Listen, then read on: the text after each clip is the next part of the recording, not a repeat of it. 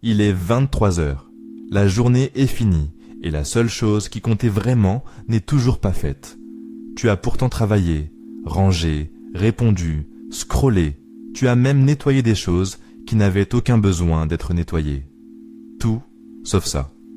Et demain matin, tu sais exactement comment tu vas te sentir. Tu t'es traité de paresseux, de faible, d'indiscipliné. Tu as juré que demain serait différent, téléchargé une nouvelle application, écrit une nouvelle liste, choisi une nouvelle méthode. Et le lendemain, la même scène a recommencé, presque à la minute près, comme un rituel, comme si quelqu'un d'autre décidait à ta place. Voici ce que la recherche moderne a découvert, et qui change tout.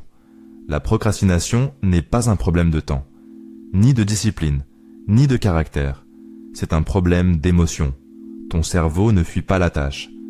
Il fuit ce que la tâche te fait ressentir. Et tant que tu n'as pas vu ce mécanisme, tu vas continuer à te battre contre le mauvais ennemi et à perdre soir après soir en te demandant ce qui cloche chez toi. Alors regarde bien, parce qu'une fois qu'on l'a vu, on ne peut plus faire semblant. Pendant des décennies, on a cru que la procrastination était une histoire d'organisation. Il suffirait d'un meilleur agenda, d'une meilleure méthode, de plus de volonté. Toute une industrie s'est bâtie sur cette promesse. Puis des psychologues ont commencé à mesurer ce qui se passe vraiment dans la tête au moment précis où l'on repousse. Leur découverte est sans appel. On ne repousse pas les tâches difficiles. On repousse les tâches désagréables à ressentir. L'ennui, la confusion de ne pas savoir par où commencer, la peur de rater. La peur, parfois, d'être jugé sur le résultat, parce que si je fais de mon mieux et que c'est médiocre, alors c'est moi qui suis médiocre. La tâche que tu évites est un miroir. Le rapport que tu ne commences pas, c'est la peur qu'il soit mauvais. Le message que tu n'envoies pas, c'est la peur de la réponse. Le dossier que tu n'ouvres pas, c'est le flou qui te noie. Le rendez-vous médical que tu ne prends pas, c'est ce que tu préfères ne pas entendre. À chaque fois, une émotion monte la garde devant la porte. Alors ton cerveau fait ce qu'il sait faire de mieux. Il te soulage. Tout de suite, une vidéo, un rangement, une urgence inventée, un frigo ouvert sans fin. Et le soulagement est réel, c'est bien ça le piège. Pendant 10 minutes, l'émotion désagréable disparaît. Ton cerveau vient de gagner, toi, tu viens de perdre. Les chercheurs appellent à ça la réparation d'humeur à court terme. Tu échanges ton avenir contre un anesthésiant de 10 minutes. Vu de l'extérieur, c'est absurde. Vu de l'intérieur du cerveau, c'est parfaitement logique. Le présent est réel, demain est une abstraction. Et le plus troublant, c'est que ce marché de dupes, les Grecs l'avaient déjà décrit, il y a 2400 ans. Les philosophes grecs avaient un mot pour cette énigme. Akrasia. Agir contre son propre jugement. Savoir exactement ce qu'il faudrait faire, vouloir le faire, avoir tout ce qu'il faut pour le faire, et faire autre chose. Socrate trouvait cela presque impossible à expliquer. Comment un être qui voit le bien peut-il choisir le pire? Aristote, lui, refusait de fermer les yeux sur l'évidence. L'akrasia existe, il suffit de regarder les hommes vivre. Mais il lui manquait la pièce du puzzle. Il a fallu attendre les laboratoires modernes pour la trouver. Et elle est vertigineuse. Ton cerveau ne considère pas ton futur toi, comme toi. Des chercheurs ont observé le cerveau de volontaires pendant qu'ils pensaient à eux-mêmes, à des inconnus, puis à eux-mêmes dans 10 ans. Résultat, chez beaucoup, penser à son futur soi active des zones proches de celles qu'on utilise pour penser à un étranger. Relis cette phrase. Ton toi de demain est, neurologiquement, un inconnu. Tout s'éclaire. Quand tu repousses la demain, tu ne charges pas ta propre barque, tu charges celle d'un étranger. Un étranger commode, qui ne proteste jamais, qui sera, c'est promis, motivé, reposé, discipliné, et qui aura mystérieusement plus de temps que toi. Cet étranger, tu le connais. C'est toi, demain, à 23 heures. Voilà pourquoi la volonté seule perd presque toujours. Elle se bat contre l'architecture même du cerveau, un présent brûlant contre un futur abstrait, un soulagement immédiat contre une récompense lointaine.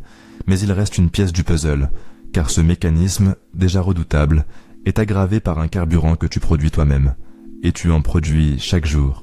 Reviens à la scène de 23 heures. La tâche n'est pas faite. Et qu'est-ce qui monte à ce moment précis? La honte, le petit tribunal intérieur qui te traite de nul, d'irrécupérable, de fraudeur, avec une éloquence qu'il n'a jamais mise à ton service. Tu crois que cette dureté va te discipliner. C'est exactement l'inverse. Car la honte est une émotion particulièrement désagréable. Et que fait ton cerveau face à une émotion désagréable? Il fuit. La tâche devient contaminée. Elle ne porte plus seulement la peur de rater, elle porte aussi le souvenir de toutes tes défaites précédentes. Chaque report rend le suivant plus probable. Tu ne repousses plus une tâche, tu repousses un procès. C'est la boucle complète. Éviter soulage. Le soulagement récompense la fuite. La fuite nourrit la honte, et la honte rend la tâche encore plus repoussante. Un cercle parfait, auto-alimenté, qui tourne parfois pendant des années. Les procrastinateurs chroniques ne manquent pas de volonté. Ils sont piégés dans une machine. Et la machine se nourrit de leurs efforts pour en sortir. Et voici l'expérience qui a renversé la table. Des chercheurs ont suivi des étudiants qui avaient procrastiné avant un premier examen. Ceux qui se sont pardonnés, sincèrement sans se raconter d'histoire, ont moins procrastiné avant l'examen suivant. Pas ceux qui se sont punis, pas ceux qui se sont jurés de se reprendre en main, ceux qui se sont pardonnés. Le pardon coupe le carburant. Sans honte, la tâche redevient juste une tâche. Pas un procès, pas un verdict sur ta valeur. C'est contre-intuitif, presque scandaleux pour ton juge intérieur, qui est convaincu d'être ton seul allié sérieux. Mais les données sont là, et elles sont têtues. Alors, concrètement, on fait quoi lundi matin? Première clé, nomme l'émotion. Avant de fuir, arrête-toi 3 secondes et demande « Qu'est-ce que je ressens face à cette tâche ?» Exactement. Peur du jugement? Ennui, flou? Fatigue? Ce simple étiquetage désamorce une partie de la charge. Les psychologues le mesurent. Nommer une émotion réduit son emprise. On ne peut pas combattre un ennemi sans nom. Deuxième clé, rétrécis la porte d'entrée. Pas le rapport entier, la première phrase. Pas le rangement complet, un tiroir. Pas 1 heure de sport, enfiler les chaussures. 2 minutes, pas plus. L'émotion garde une porte immense. Elle ne surveille pas la porte minuscule. Et une fois entrée, tu le sais d'expérience. Continuer coûte étrangement peu. Troisième clé, rapproche ton futur toi. Ferme les yeux et regarde-le. Précisément, demain, 23 heures, la tâche toujours pas faite. Son ventre noué, c'est le tien. Sa soirée gâchée, c'est la tienne. Ce que tu repousses, tu ne l'annules pas. Tu le confies avec intérêt à quelqu'un que tu prétends aimer. Et la clé maîtresse, le pardon.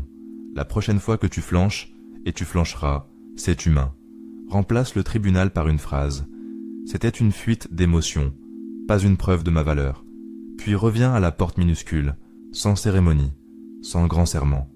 La machine se désarme par la douceur, pas par le fouet. 2000 ans de morale ont essayé le fouet. Regarde les résultats. Alors dis-moi en commentaire, c'est quoi la tâche que tu repousses en ce moment? Et quelle émotion se cache derrière? Prends 10 secondes pour la nommer vraiment. La nommer ici, publiquement, c'est déjà ouvrir la porte. Et si tu veux continuer à démonter les machines de ton esprit, la prochaine leçon des maîtres t'attend sur la chaîne.